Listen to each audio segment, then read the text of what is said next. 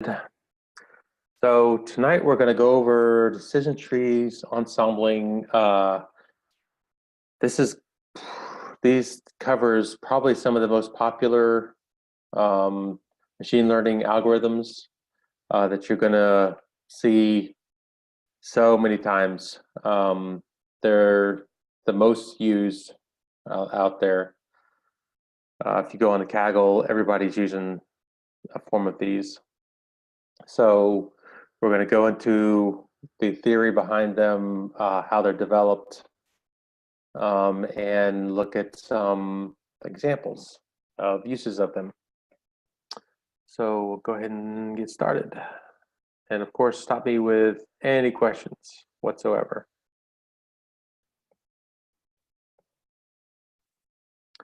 Okay. Tonight, like I said, we're going to talk about decision trees. We're going to talk about the model, how it's developed. We're going to run it from scratch, a decision tree implementation from scratch, and then do look at the scikit-learn version of it. Then we're going to go into ensembling, starting with the bagging, and then boosting ensembles, boosting decision trees.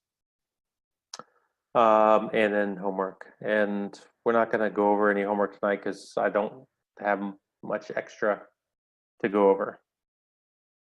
So just some details, my email, phone number, LinkedIn, the website, and in my GitHub on all of these lectures. Okay, so looking again at the overall picture of machine learning algorithms. This isn't necessarily all of them, but it's a lot of them. We're going to go over decision trees tonight, and also regression algorithms, the regression trees, like the random forest. And decision trees can also be used as regression. So it doesn't necessarily mean that just because I have them under classification that they can only be used for classification. And the same with regression trees. I mean, like random forests, that they're only under regression. All of them can be used for both. Okay, so overall for decision trees, what we're going to go over tonight. First, we're going to develop the algorithm for the decision tree. And then we're going to do Python implementation, hand-coded example where we develop the model from scratch. And then also in scikit-learn, we're going to go over that.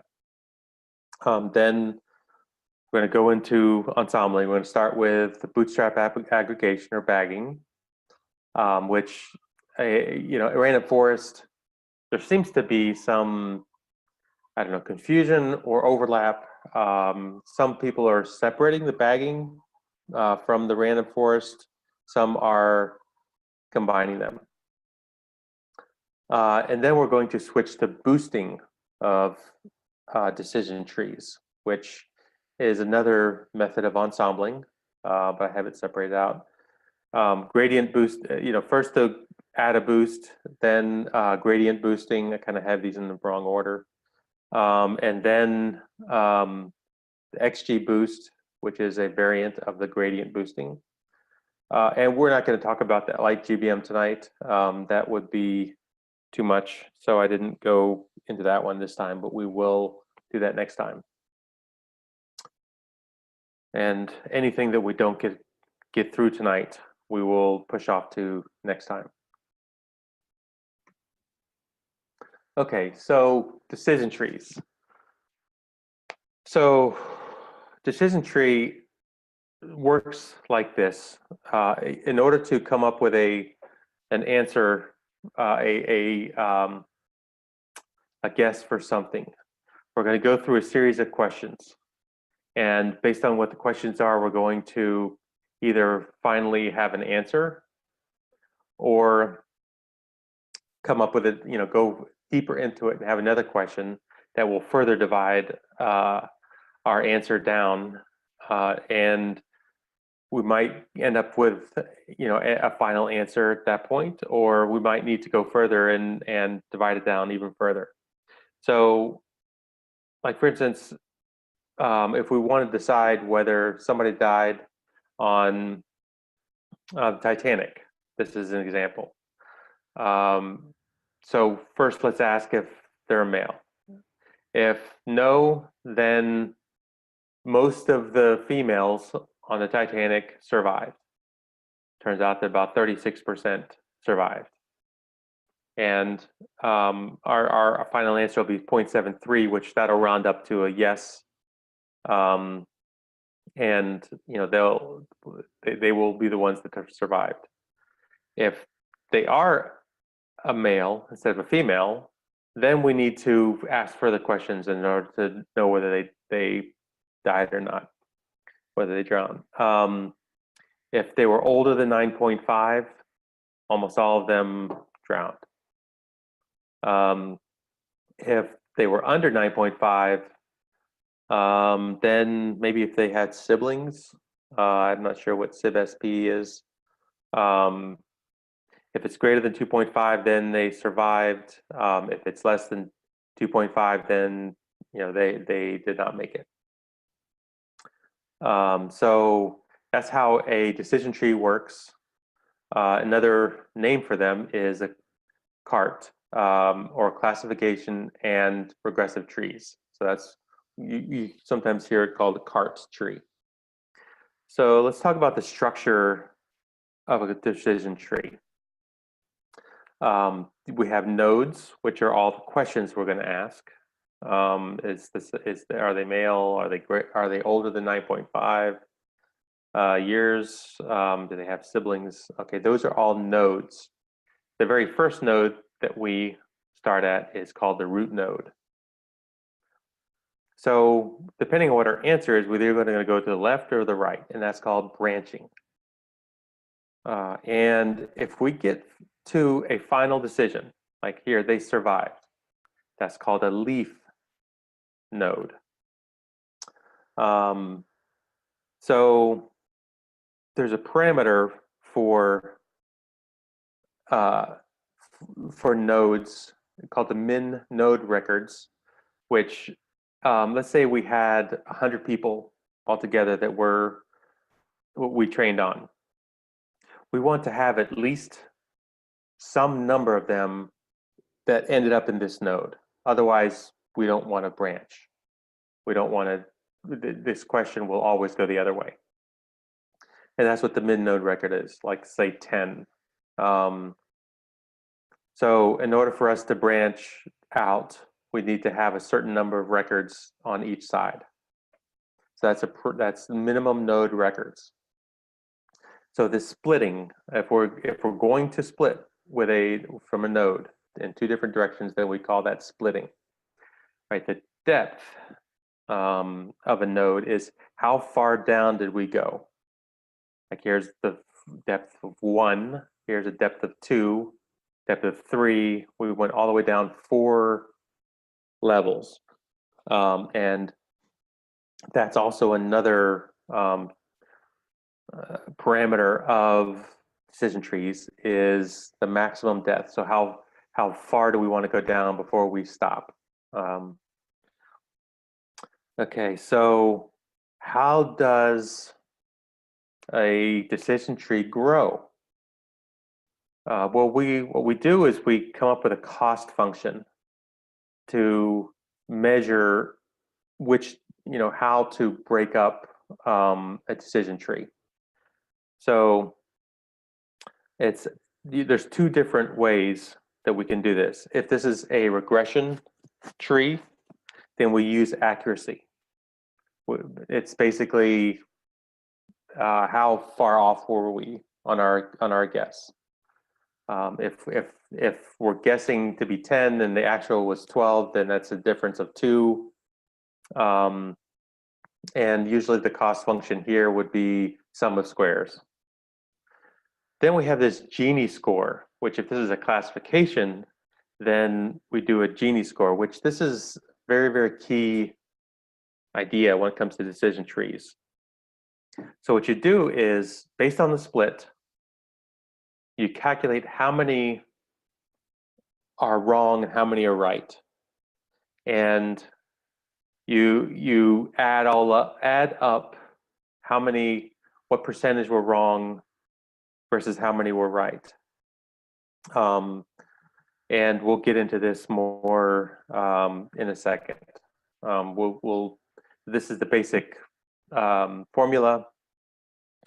And if you end up with a pure Gini score of 0, then that means that you split 100%. Everything on one side was one way, and everything on the other side was the other way. You had a perfect split, and you don't need to split anymore after that. Okay. All right, so we're going to go into dividing our, we're going to create a decision tree from scratch. And I got this from this article, and basically I set up, I duplicated their results, which is not trivial many times. So let's pull that up, and give me a second. Move over to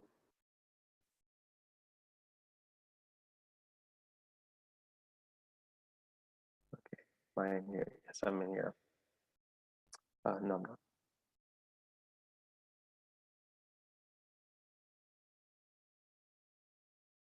Is it? Okay, here it is. Okay, so let's go to lecture 8 in decision tree by Scratch. Should say from scratch.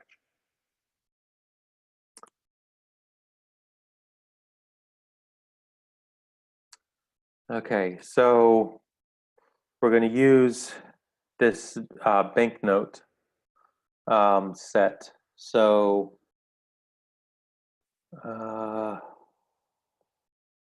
okay, so we're going to load in the libraries.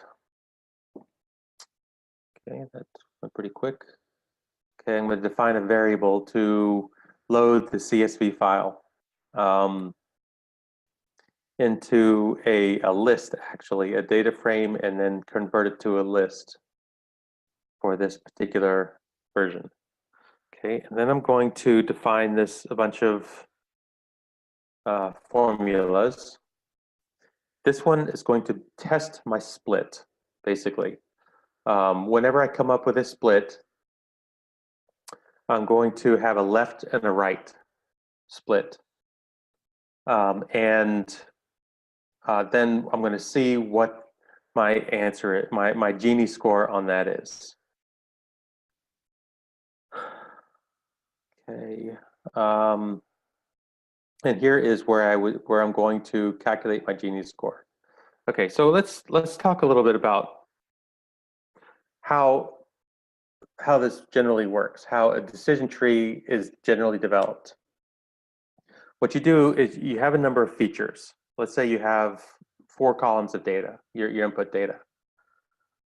What you're going to do is just start from, for each feature, okay, you're going to see which feature you can get the best split on. So you start with the first feature, and then you go down to each row within that feature and test each row to see which one of those gives you the best split, basically the best Gini score, the most purest split. And what you do is you say, if, let's say the Gini score, or the column is age, and you have your ages 1 through 50, let's say. You have 10 ages, and those ages are some value between 1 and 50. You start at the first one, you say, okay, I'm going to split on that first age, and say that first age was 9. you say how many of those are above 9, how many of those are below 9. And then that's your split. So then you test that split. You see the ones that are above 9. Okay, how many of those are on, let's say your answer, your what you're trying to predict is whether they died or survived. You say how many of those, okay, in those above 9 died, how many of those survived? Okay, you're going to come up with 2 numbers. Maybe only one number. If you only have one number, that's a good split. Then you check out the other side, those above 9. You'd look at how many of those survived and how many of those died. Probably gonna have a mix. Some of those will be wrong because you're gonna assume that everything above, let's say, survives, everything below dies. You're gonna arbitrarily pick one side or the other. This is for classification. So, so basically, it's not going to be a pure split because you're going to have a mix. One of those, as you go down, is going to give you your best split, where the largest percentage of your classification was correct, your split was correct, and that's what this Gini index is going to give you. You know, you're going to pass in the groups, which you're going to have a split, and your groups are everything above your class, your some threshold, and everything below a certain threshold. And then your classes are what classes, you know, whether they passed or died, the 1 or 0 basically for everything in these groups. So this is going to calculate a score basically. It's going to, you know, the final output is a score based upon that split. Okay, so the next function we're going to run is getSplit, which takes, you know, finds, you know, you pass in the data set, and then it goes through every row, and comes up with a Gini index for that row. And it goes through, first of all, it goes through every column and then every row, and comes up with a Gini score, and basically tries to come up with the largest Gini score. And what it returns is which column had the best Gini score and which value within that column had the best Gini score. It also returns the groups, because what you're going to do then is take the 2 groups and create another split based on those groups. So at some point, you're going to end up with a terminal node, which means you can't go down any further.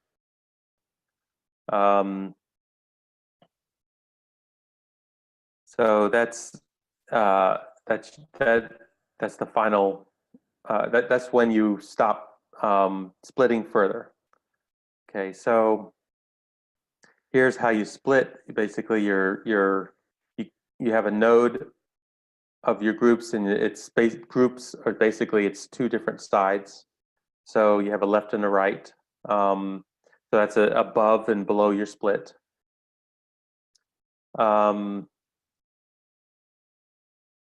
So basically, on your left side, you go to all the way to the terminal, or if you don't have a left or right, then you're done. If you've gone further than your max depth, because we have a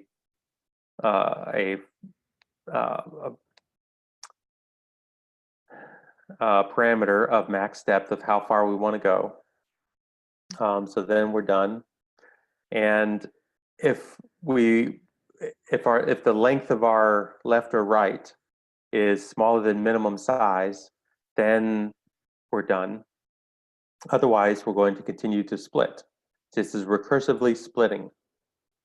We're going to split on the left and we're going to split on the right. So that's our split formula. Okay, and here's our main formula, our main function, which is build tree. We're passing in the training data, max depth, and minimum size. And it just starts with get split, and then splits after that, splits on the root. And we end up with one, we return the root. Okay, so we need a build tree function and we need a predict function, because once we have our tree, we want to be able to predict. So this just recursively goes down the tree and finds out what we should be returning for a prediction. So decision tree. Okay, so this gives us our predictions. This returns predictions when we just pass in a training and test, max depth, min size. We're creating our decision tree, we're building our tree, and then returning back our predictions. Okay, and now it's getting a little more complicated. We've actually got a cross-validation function in here, which splits out our training data into folds, and then does a train and test on every fold. Based on the cross-validation algorithm. Okay, so this is part of that. It splits out the data set into several folds. Okay, so here's our accuracy. Basically, it's calculation of the number correct over total number of values that we're passing in. It just calculates a percentage of accuracy, the actual and predicted passed in. Okay, so here's our main loop. So we set a seed.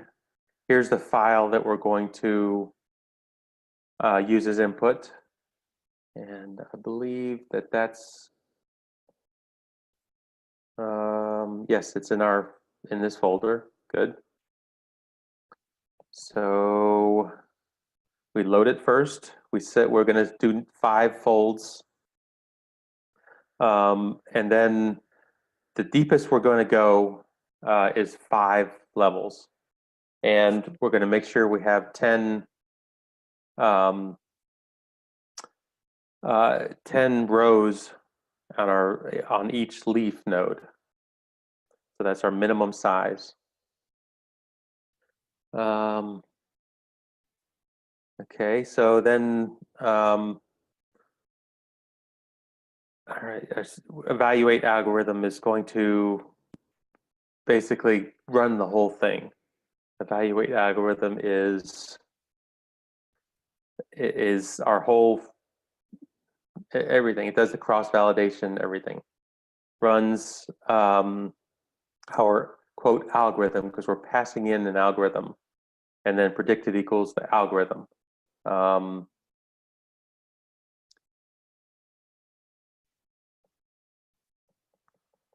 Let's go back down. Right, our algorithm is decision tree. So it just calls our decision tree and then prints out our score. And then our accuracy should be exactly the same as our score. And it's showing it for, actually mean accuracy is the average of all of our scores, because we're doing cross-validation, so we're doing it 5 times and then finding the average. So let's just run this. It's going to take it a second to run.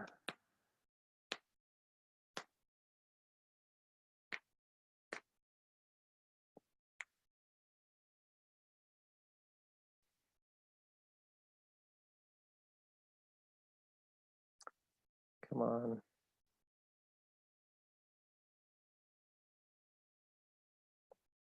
My computer's not that fast. Okay, it's done. So here we go. Got the same answer because I set the seed. So hopefully I got the same answer, and I did. So that's it for decision tree. When we run it out of scikit-learn, this is the algorithm that it's going through. We have 2 parameters, max depth and minimum size. I'm sure in scikit-learn there's more parameters and some optimization, but this is basically how they work, how decision trees work. Okay, so go back.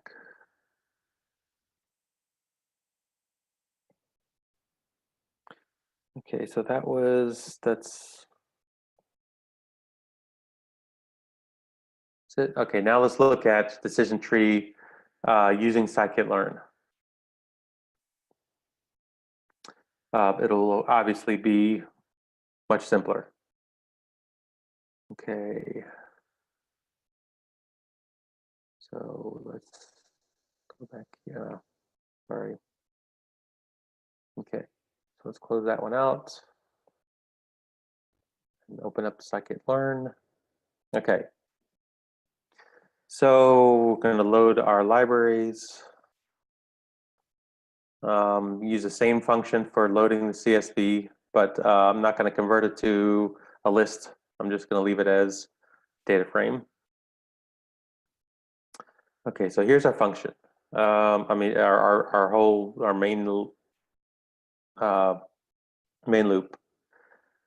Okay, so we're going to define scoring as accuracy because that's one of the parameters in the decision tree. We're going to say number of folds is 5. So we're going to do cross-validation. Max depth is 5 and size is 10. So we're going to use the same parameters. I'm going to define my X and Y from my data set, converting the data set to an array. Okay, so I can define my X and Y. Okay, so decision tree classifier is the library, the function or class. We pass in max depth, pass in min size is min sample split. I'm going to do a cross validation. Number of splits equals 5 and random state seed. Okay, so now I'm going to run my cross validation, pass in the model, the decision tree classifier, the input, the output, use k-fold cross validation, use scoring method of accuracy, and then print out my scores and then the mean score. So let's run this. Much faster. So scikit-learn's good. Somebody put a lot of thought into making it much faster than our method. And we got about the same answers. I got 97%. This is 96%, but we can see we're around the same range. So that's good. Okay.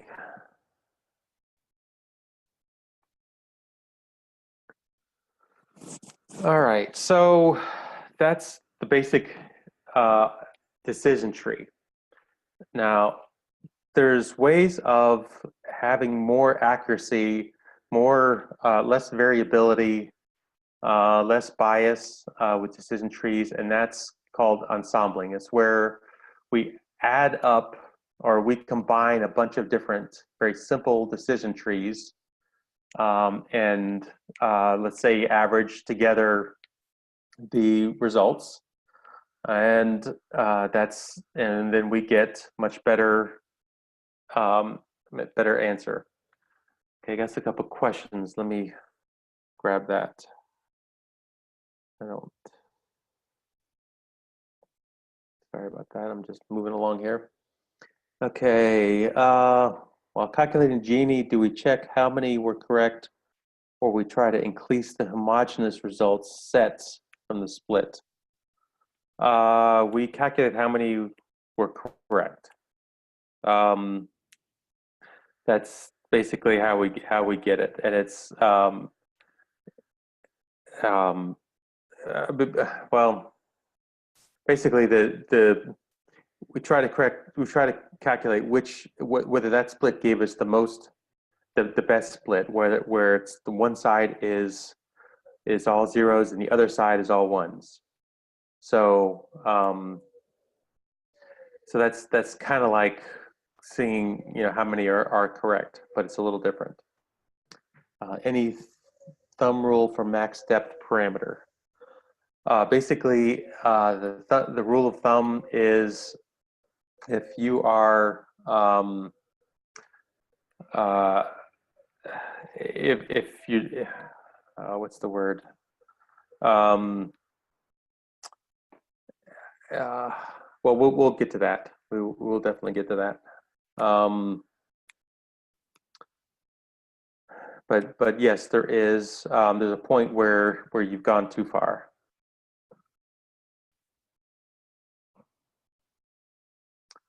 Trying to think of what the words on the tip of my tongue. Okay, so we'll definitely get that. Pruning. Yeah, well, okay. Yeah, I don't really talk about pruning much, but pruning is a way of simplifying your decision tree. If it's too much, that's one of the methods. Okay.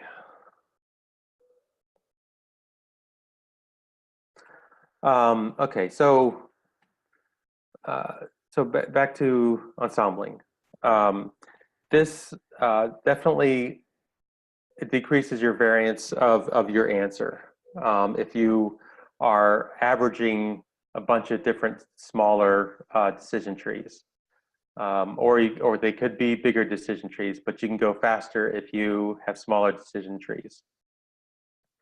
And also you'll have a broader perspective, let's say, if you use smaller decision trees. If you basically, like, if you ask everybody the same question over and over again, you're going to get just about the same answer. But if you ask different smaller groups, then you'll get different answers. And if you add them all up, you end up with a more accurate answer. So that's generally what ensembling is. Bootstrap is where you take the much smaller samples and then average them. That's a typical statistical methodology. You take sub-samples of your overall sample space and add them up and take the average. Bagging means bootstrap aggregation. It's short for bootstrap aggregation, which is basically the same as adding up all the subsamples. So you create a bunch of child models on smaller subsets of your data, and you do a random exclusion of the data, and then you average predictions. That's the method. That's the bootstrap aggregation methodology. Random forest is a type of bootstrap or bagging. It's a little bit different. It isn't necessarily taking a subset of your data. It's taking a subset of your features. So you don't train each one of your submodels on all of the features. You train it on a few of the features, a much smaller subset of your features. And say you have P total features, M you train it on a subset M of your P total features. And for all of these, you have this out of bag error estimation, where this is what the error is on what you didn't train your model on. It's kind of like a validation or test set of data. It can be used as that. It's called the OOB error estimation. So just some general terminology for ensembling. The bagging or bootstrap aggregation and random forest. Okay, all right, so with random forests, you have a bunch of different parameters in the basic scikit-learn implementation of random forest. And a lot of these I'm not 100% sure, well, not a lot, but a few of these I'm not 100% sure what they represent. But and there's more popular ones. So like the minimum samples split. So in the minimum samples leaf, this is like the minimum number of rows for your final leaf, or you don't split unless you have this number of rows. These are very are related. And then the minimum weight fraction leaf, that one I'm not quite sure about, but it's related to that. Maximum depth is how far down each of your sub trees are going to go. Some people just do like very high level, like one depth, a depth of one, and then add all those up. Or you could have max leaf nodes. So once your subtree ends up with a certain number of nodes, certain number of quote answers, leaves, then you stop developing. Max features would be, when you take a randomly exclude features. So how many features would you exclude? So this would be the total number, the maximum number of features that you're going to use. Okay, got a question maybe. Okay, class weight parameter with decision tree. I'm not familiar with that one. I have to look that one up. Maybe next week we can talk about that. I didn't really go into the parameters of the decision tree, just the bigger ones, the more popular ones. Random forest, and later the XGBoost, we would talk about those. Okay. All right, so those are the tree-specific parameters, which talk about the structure of the tree. There's boosting parameters, which these are parameters of how this random forest gets developed.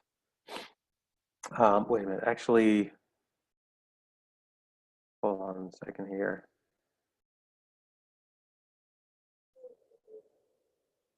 Okay, I'm talking about, this is the gradient boosting parameters. So these next ones don't even have to do with that. This is later on. Okay, I don't have the parameters here. Okay, we'll talk about this next time, the random forest parameters. There's a lot of overlap in the parameters because they're all having to do with decision trees. So we'll continue on this later. Okay, so all right, now we're going to go into an example of a random forest implementation. This is the Toward Data Science article, and actually one of our DSDJ cohorts created this. I ended up getting in touch with Pratek because there were some problems with his code. And then we end up talking more, and he's in DSDJ, so it's interesting. This is one of his practice projects, and he got it out there, uh, on Towards Data Science, which is awesome. Okay, so let's look at this code. Okay, this is under New York City taxi. So this is taking New York City taxi data, basically taxi fares based upon start and end, and trying to predict what the taxi fare was.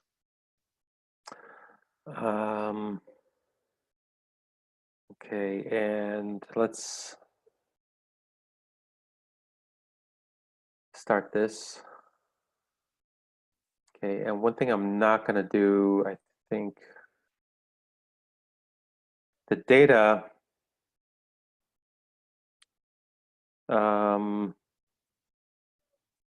check this out here. Okay, the data takes a bit to load, and the data is actually quite huge. And I need to put it back out there. If anybody has problems getting this data or whatever, let me know. It's just huge, and I don't have it on my GitHub. So just give me a second here. I'm going to put it back out there so we can run this. I believe it's here. Yeah. So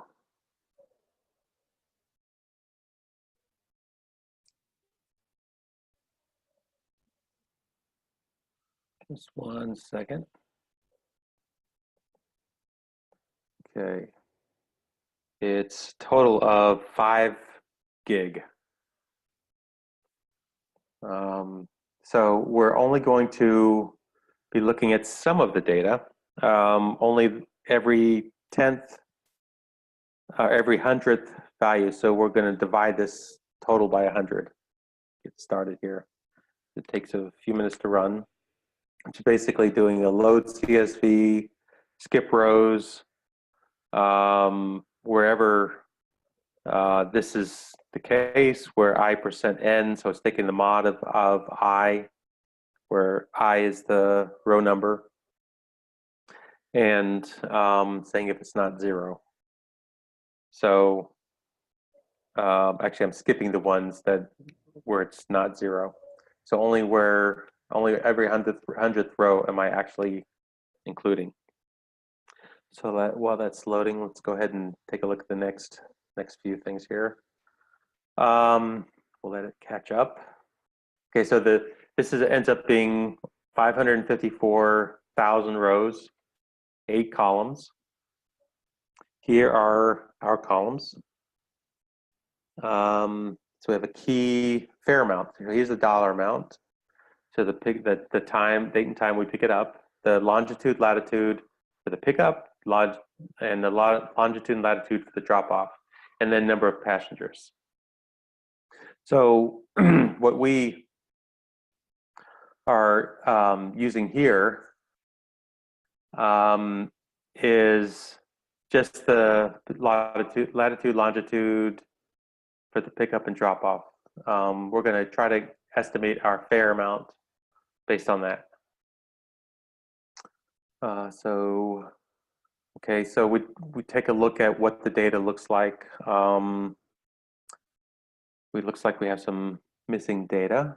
Not much. So this will all flesh out as soon as it's all loaded.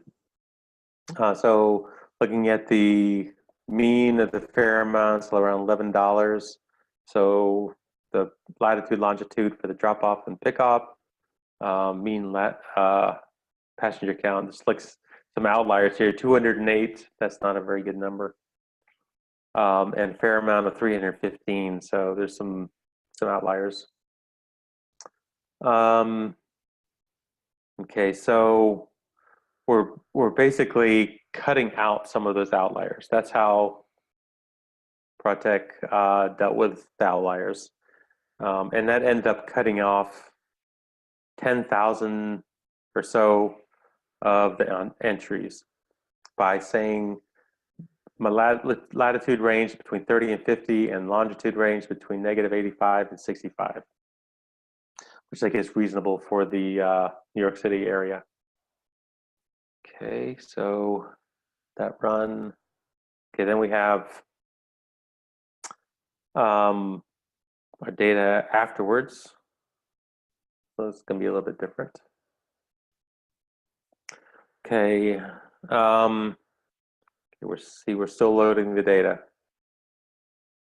It's a pretty big file, and the fan on my computer has come on, so it's cooking. Okay, so what we're going to do is create a vector and then calculate the distance for this prediction. So what we're doing is taking the difference of the longitude between the pickup and drop off, and then calculating the distance, which is the square root of the square of some square of the two sides, latitude and longitude, two differences. Okay, and then we do a plot of just a few of those, kind of see generally what it looks like. Go ahead and leave that up. We'll move down. Okay, so we do a distribution, just kind of generally looking at our data. What does our data look like? Here is the distribution for the distance. So you see most of the rides are pretty short. And this is all in the lat and lon numbers, okay? So by degrees, so most of them are less than 0.02 degrees or 1.4 miles. It generally makes sense for New York City. Okay, let's see if our data is done loading. Nope, still loading. So moving along. Okay, oh, got a question maybe. Any specific reason for considering square distance? Okay, we're not considering square distance. We took the square root. So this is the actual distance. Let's go back up.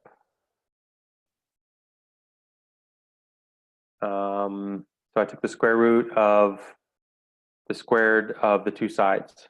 So that's the the diagonal, the hypotenuse of a right triangle.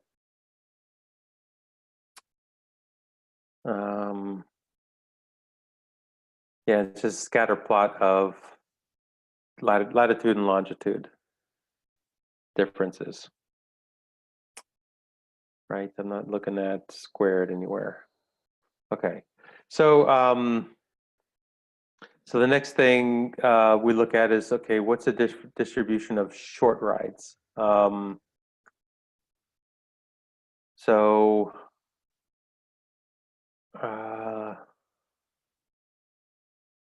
okay, so we're doing just another kind of plot for short rides. Okay, so just basically, oh, cheap rides. Okay, that was that one. This is the cheap rides. Okay, so for rides under $50, what do they look? What does everything look like? So what kind of observations do we get from this? Okay, similar distribution. Okay, so that's fine. Okay, so what kind of correlation do we have between the distance and the fair amount? So it's about 0.65. So there is a correlation. So that's good. So we'll be able to do some prediction on this. Let's see, have we finished loading? No, still not done loading.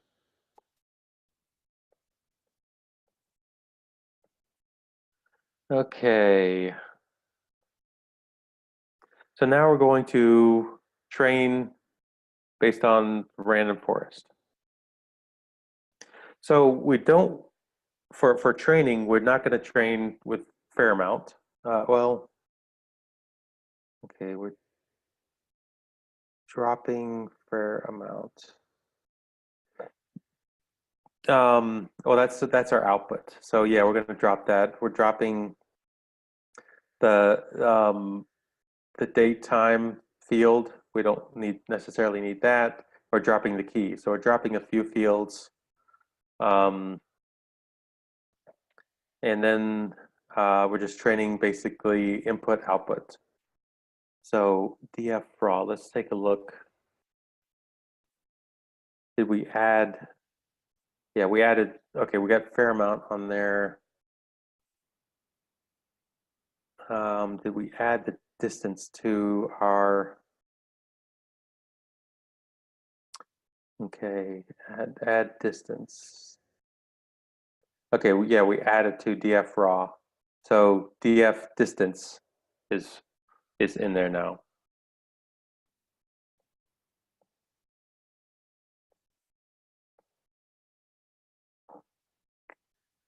Okay.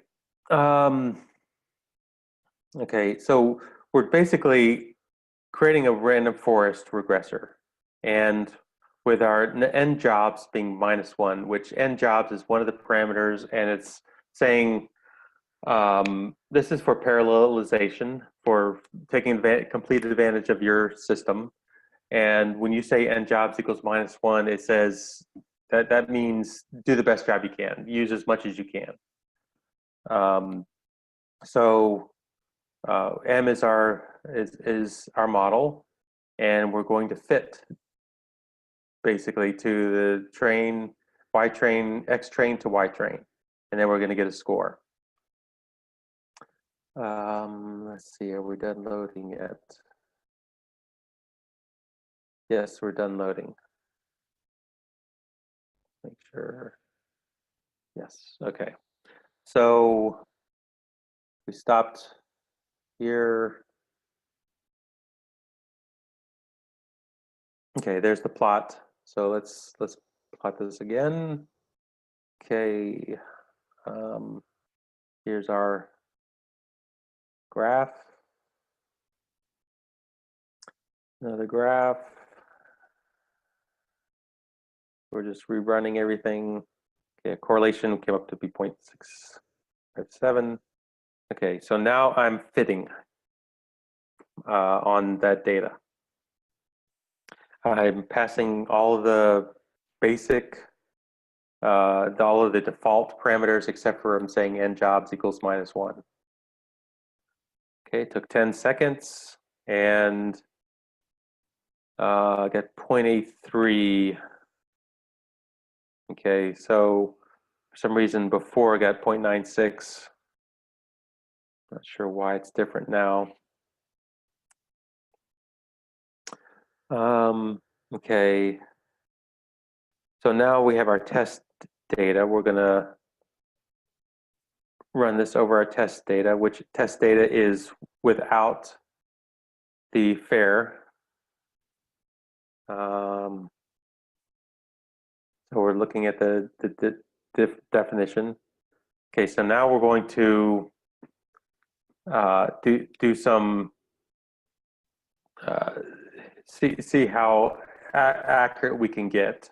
Do some cross validation. Do a split on our data between train and validation. Well, let's see. I said okay. What I'm doing here is I'm setting the validation up to be the size of the test set. So I'm holding out 9,914 rows from the training to be my validation. So running the random forest on just the training, and then we're going to calculate what we're going to get for root mean square error on this. You know, how many dollars are we off on average? So let that calculate. Okay, we got score of 83 percent. So calculating, I've got this, our MSE is the average of the difference squared and the square root. And I'm going to show different prediction scores, one on the training set. So this is just our loss on the training set. Then on the validation set, prediction, root mean square on prediction, and then our score on each of those, on the training set and then on the validation. So let's see what we got for our score. Okay, so for our training set, we got 3.98 average dollars difference. 4.17 is on our test set, our validation, and that equivalents to 83% accuracy, 82% accuracy. So all right, so now that was random forest with no parameters. So now we're going to, and I believe no parameters means basically it's like a decision tree. So we're going to speed this up by only training on a subsample, 40,000 records, rather than all 500,000 records, because otherwise it'll take us a long time to do all of the different settings we're going to do, setting changes. So okay, so basically I took my original raw data and I'm subtracting, I've only taken 40,000 of it, and I'm subtracting those same columns that I'm not using for training, saying that the Y of the sub amount is the fair, of the F sub is the fair, the fair amount. I'm going to fit on that on just 40,000 rows, see what we get for our score on our, we'll get about 80% if we, 78% if we just drop it down to 40,000 rows. So it's not too bad. It's not too far off from what we did on our 500,000 rows. And that's not even all of the data. That's only 1/100th of the total amount of data. So what's our score on that? On our training set, we got it down to $1.55 for our MSE. For our test set, $4.5. That's still pretty far off. It's a big difference. So we're overtraining, basically. We're not generalizing enough. Okay, so now we're going to, and then here's our accuracy for both of those. All right, so we're going to see what happens with just a single tree rather than the default, and then build it up from there. Max depth of 3, so only 3 layers down. We're not going to bootstrap, so we're going to use all the data for the one estimator. I was going to say all of the estimators. So let's see what we get for that. It's pretty bad. Well, we're not able to get very close. Okay, and does this work? Okay, I'm trying to do a visualization on the data. I mean, on the tree. That's sometimes very interesting. Let's see if this works. Looks like the last time I did this, I was not able to do it. Okay, yeah, the visualization is not working for some reason.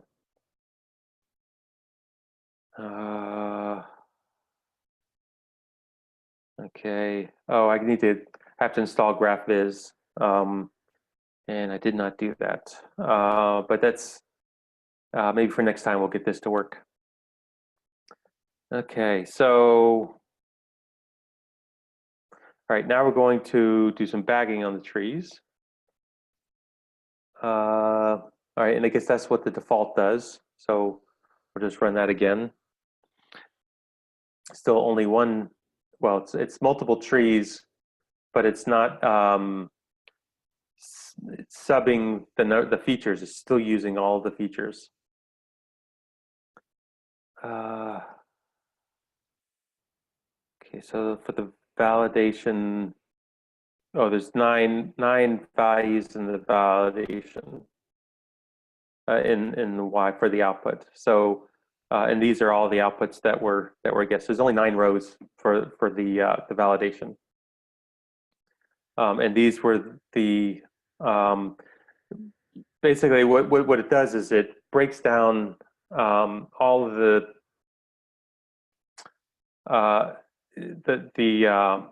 just cross validation. Hold on a second here.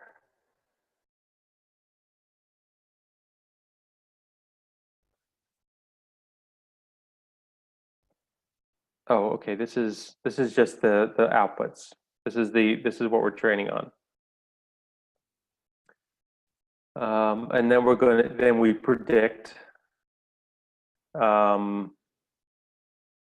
And these are our predictions, our average of 7.76.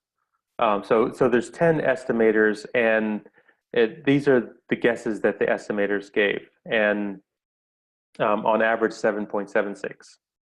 That's $7.76. So that's on the first prediction. So this is taking a look at breaking down our random forest into the individual trees. That's the estimators are each individual decision tree within the random forest. So we're going to look at each of them and do a prediction on the validation set. I'm just looking at the very first one, the very first prediction. And so for each one of those, that's what each one of the trees predicted. And it averaged 7.76. So what our predictions, we have 99,000 predictions. Rows, or this is the number of rows in our output, or that we're training on, or our validation, and then we have 10 different predictions. So if we look at our prediction error, our prediction accuracy, or how our prediction ends up as we add the number of predictors, the number of decision trees within our model, it gets, we're converging on something. The more you have as you average it, you'll end up with, finally a final average. So if you go beyond 8 or 10 trees, you're not going to be changing much more. Your average is going to be pretty stable, which makes sense. Law of averages. Okay. So now we're increasing the number of estimators to 20. We're setting it. Before the default was 10. So let's see if we are more accurate this time. It'll take longer to run. Let's see what our accuracy was before. We were 4.5 RMSE off, 4.49. So let's see what it is if we increase it. We went from 4.5 to 4.4. So it's a little more accurate. Let's see what happens if we increase to 40 40 number of individual trees within your random forest. Most likely it'll be a little bit more accurate. The next thing we're going to do is 100 trees. So with 40 trees, we're actually further off. We're actually overtraining because our training got lower, but we're not generalizing enough. So let's see what happens if we increase it to 100.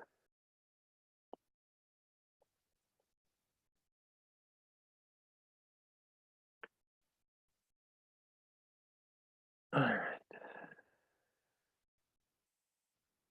So yeah, we're not going to get the same numbers he got because we're not randomized. We're randomizing. Okay, so basically this is kind of all we can get if all we're doing is using the distance of the ride to get the fare. So we need to put more data in, and this is finished, and yes, it's even worse now, 4.45. So we got closer on the training data, but further away on the test data, on the validation. So it doesn't make sense necessarily to add more estimators. Okay, so what we're going to do is do some get some additional training data based on our training set. So what time or date the ride happened will also give you some information about how much it would cost. So we're going to include that in our model. Okay, got a question here. Why was the value r squared? Wasn't it accuracy? Yeah, it's accuracy. I'm not sure why you're thinking it was r squared. Maybe it said r squared in there, but it's actually accuracy. Not sure why he's saying r squared. Okay, so while bagging, you mentioned about sampling features rather than rows. Isn't the code doing the opposite? Yeah, it's doing rows. In here, we're not messing with. We're leaving it average. The default for the number of features that are used in the random forest. So whatever the default is what is being picked up here. We are reducing the number of data points, but that isn't really affecting our random forest. Our random forest itself is reducing the number of data points, for each tree.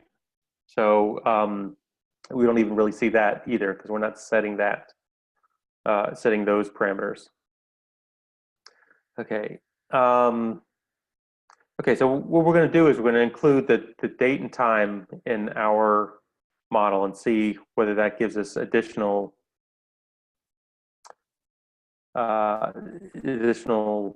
accuracy. So, all right, so for our training, okay, so if we go back up to see what our date and time looks like, that field, let's go back up. It's right here, pick up date and time. So we have year, month, day, and then hour, minute, seconds, UTC. So if we just try to include that, let's see what happens. So now we're just going to drop the key and fair amount. We're going to leave in the date, time, and try training on that. Okay, when split the values, the training and validation, same as before. Okay, so, and then we're going to only work with 40,000 rather than the full number of rows, the 500,000. Okay, so here we go. I'm going to fit on this data. Okay, I got errors. Why did I get errors? Because it couldn't get that string to float. We can't train on strings. Random forest does not allow that, and really none of our machine learning algorithms work on strings. They work on numbers.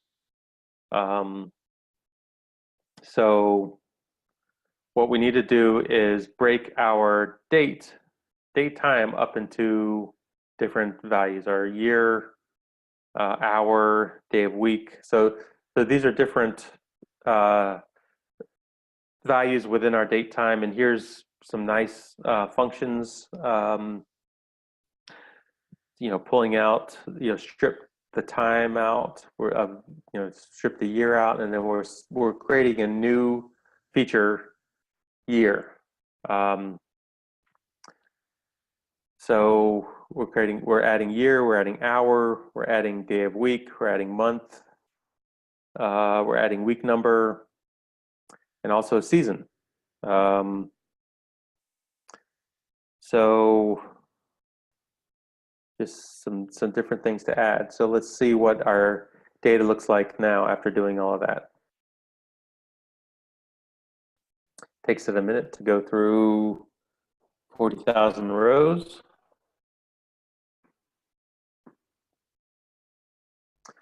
Okay, all right, it's have a nice, I like this, between each section, each time running through the data, it prints out, I'm at 1 out of 7, at 2 out of 7, at 3 out of 7.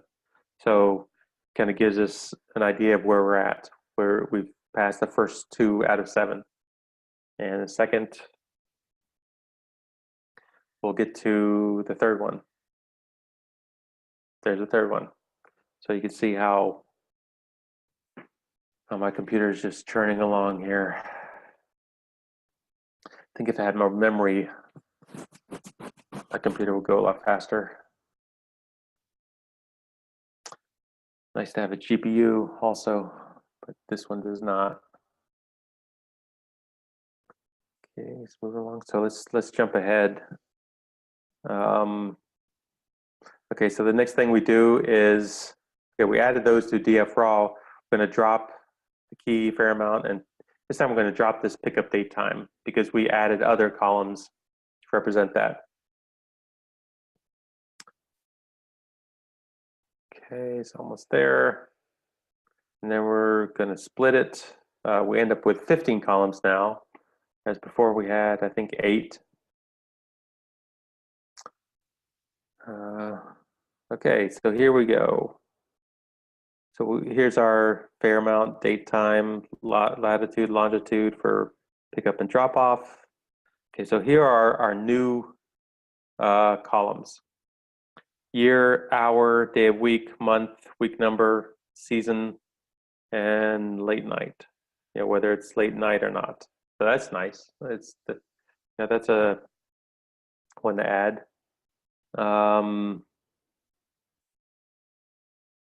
So basically, we're saying, if it's one of these, it's a 1. If it's one of these hours in the middle, it's a 0. That's pretty nice. Okay, so now let's break up our training data, and we're only going to use 40,000 of it. And then, again, we're going to drop the fields we don't want to train on, and drop the output from the training input. Okay, so we're a little bit more accurate. We added those in, we get 3.98. And these are just with the defaults. We dropped from $4 and something down to 3.98. So the fare is dependent on our, the date and time. So let's run it for 40 estimators rather than the default. See if we get any better accuracy.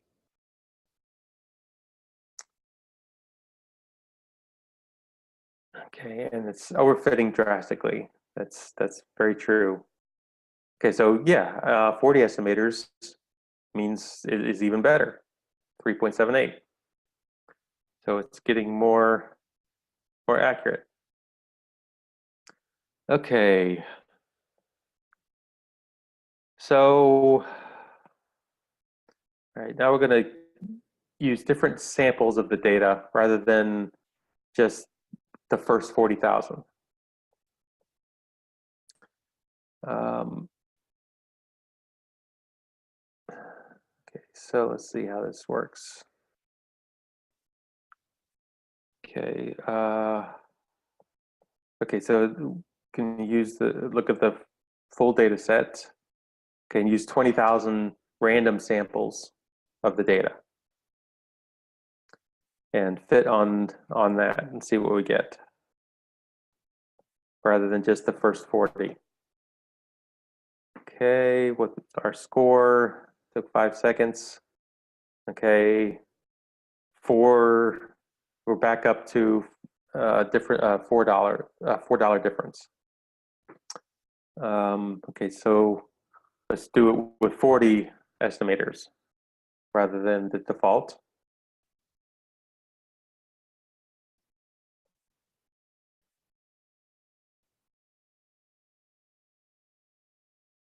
Okay, that's running.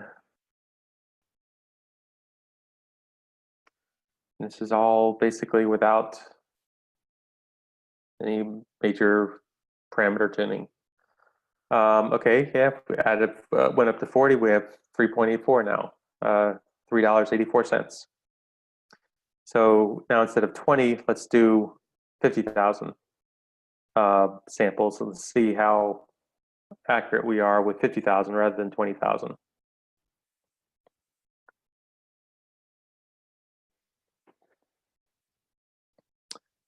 Okay, almost done. All right, so yeah, we're a little better. We were $4 before, 3.91 now. So let's now run it with 40 estimators. All right.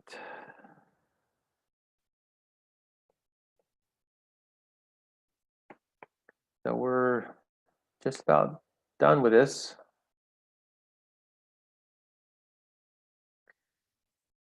Just to give you guys an example, this is one of the what do you call it? One of the Kaggle competitions, and we're coming up with $3 and something.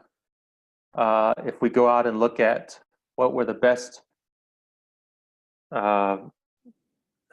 results from this, I think it's $2 was, I think, one of like around the best results. $3 and I think it was $2.80 was kind of a cutoff where anything, you know, the top 5 were less than $2.80. So we're whittling it down. We got it down to $3.78. And something that we could definitely use, and I saw used in some of the better results, is you know, how close the pickup or drop off was to an airport. So what we had to do was have another data set of all of the airports around New York City and attach that, you know, to this data and calculate the, add in a couple more features that were the distance to all the different airports. And that, you know, brought our error even down even further. So there's definitely, you know, many things you can do with this. We didn't include in the passenger count. Actually, yeah, no, we didn't. We, I think we, oh, well, yeah, I think we did. Yes, we did. So what you do in a Kaggle data set or a Kaggle competition is you pull in a test data set that does not have the dollar amount on it, and you have to then run your estimator on that data set, and then whatever dollar amount you predict, that's what you submit. So that's what they're doing here. They're creating that data set for submission. You do a prediction using your best model on the test data, come up with Y prediction, and then you just set that, you save that to a CSV, and then that's what you upload to their website. So, okay. So there's Random Forest run through, a whole set of Kaggle competition type style of process.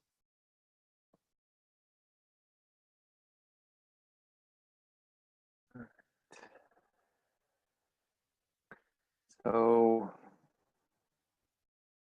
the next thing we go into is boosting.